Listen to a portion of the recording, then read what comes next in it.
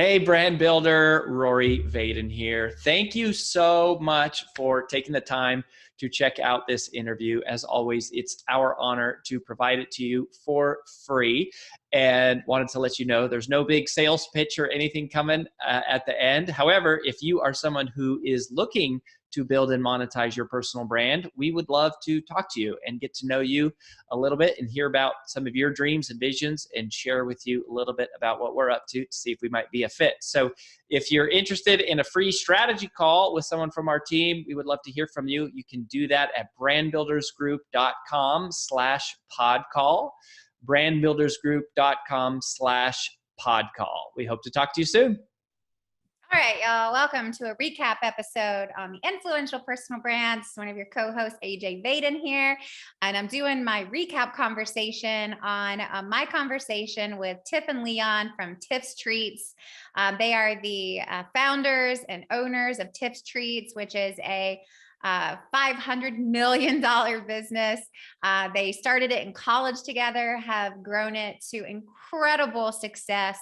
But they are also launching their very first book together, which comes out on April 5th. So what did I learn from these two incredible entrepreneurs and now published authors? So here are my three key takeaways, as we often share on our recap conversation. So number one, this was probably the number one thing that I took away, and something that I'm absolutely going to turn around and instill at Brand Builders Group, is the idea that as the owner, as the founder, and maybe not even that, but someone in the company has to be the brand protector. There has to be someone looking out for the reputation of you and your company's brand.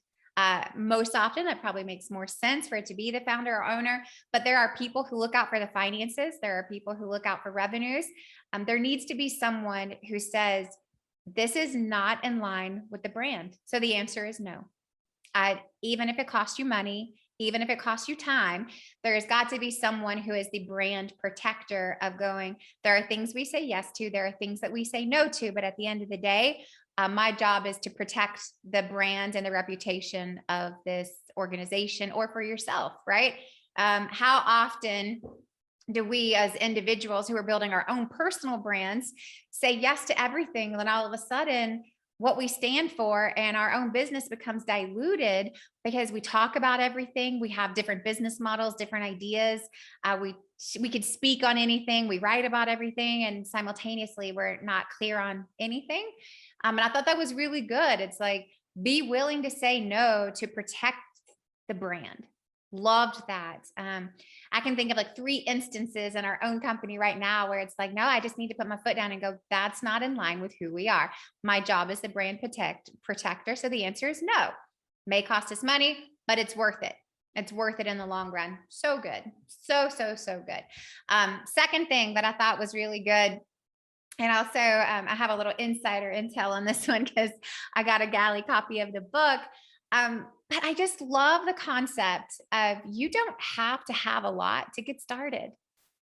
But we all think we do. We think we need all this technology. We think we need huge followings. We think we need investment money. We think we need all these things perfected.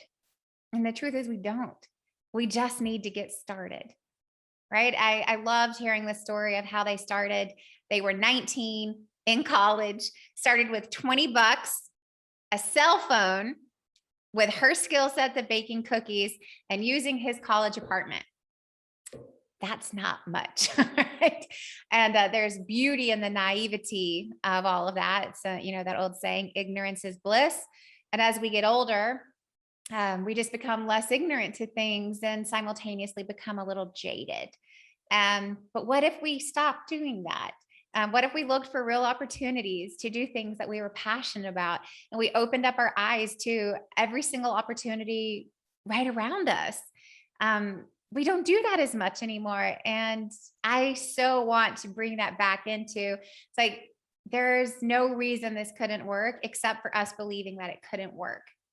But what if we just said, no, I believe it can work, and so that we will find a way that it will work, right? I don't remember who said this, but I'm going to quote it, even though I can't give credit to the person that the credit is due to. But there is evidence in whatever you want to find, right? It's like whatever is the truth that you want to believe, you will find evidence for just that. So why don't we choose to go? There is a way. And then we find ways to support that it's possible. And this is how we're going to get there. Such an inspirational reminder to me of going, whatever we believe is true. But if we could just believe that it would work, believe that there's an opportunity, that doesn't mean it's going to make it easy or simple. But it does make it possible. It does make it possible. But starting with $20 and a cell phone, you can't really have more bare minimum requirements than that. And I would just say it's like a great reminder from this conversation is you don't have to have much to get started. You just have to be willing. I think that's a really great reminder for all of us who find plenty of opportunities and excuses to not do what that calling is on our heart, what we feel called to do, what we're passionate about because we think we can't. Now, the answer is you can, you just won't.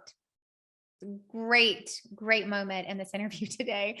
For me, it's like whatever you believe, you'll find evidence for just that. Last thing, and I love this, and I think this is really important, is making time and space to learn why your customers use your brand. So wise and also sometimes so overlooked.